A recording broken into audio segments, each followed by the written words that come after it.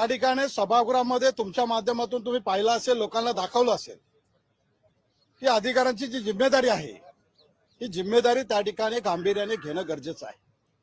कारण आमच्यासारखा कार्यकर्ता, आमच्यासारखा एखादा आमदार लोकांनी ज्यावेळेस निवडून दिलेला असतो त्यावेळेस लोकांच्या भावना त्या सरकार दरबारी मांडल्या गेल्या पाहिजेत.